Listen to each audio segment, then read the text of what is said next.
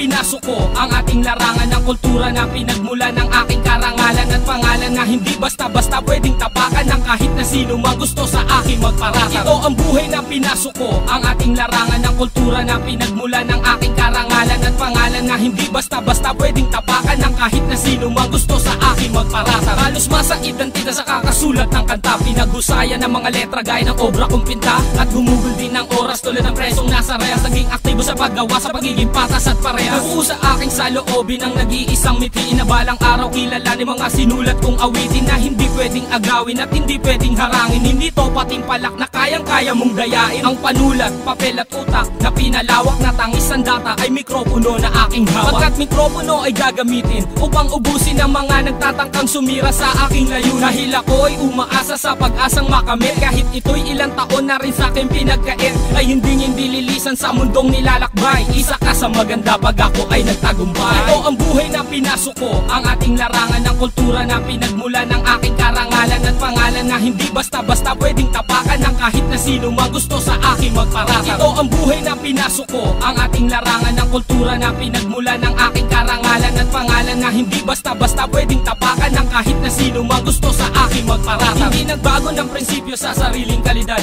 nagtiwala sa sarili mula sa mura kong edad, at dala ng pagkabata ang mga munting konsepto na hindi pinapanigan ng mga maling aspeto ng ating musika. Kahit nag-iiba ang klima, kung sinasandalan ay gumagawa rin na sistema na mali. Ang tema ay hindi dapat parisan, nagtiyaga ko magsulat kahit ako'y pinapawisan. Ang puhunan ko dito ay pawis, pagod at dugo, na sa hangaring mata mo hindi ako uuwing bigo. Pagkat ang dila ko ang panahon na rin ang siyang humasa na kayang-kaya sumabay sa kahit sinong dalubhas. Naging bihasa sa paggamit habang sa mic ako'y kumapit. Halika muna at lumapit at sumabay sa aking awit. Hindi ito klase ng lyrics na kaya mong tawanan, at hindi ako yung tipo na kaya mong tapakan. Ito ang buhay na pinasok ko ang ating larangan ng kultura na pinagmula ng aking karangalan at pangalan na hindi basta-basta pwedeng tapakan ng kahit na sino mang gusto sa aking magparatang. Ito ang buhay na pinasok ko ang ating larangan ng kultura na pinagmula ng aking karangalan at pangalan na hindi basta-basta pwedeng tapakan ng kahit na sino mang gusto sa aking magparatang.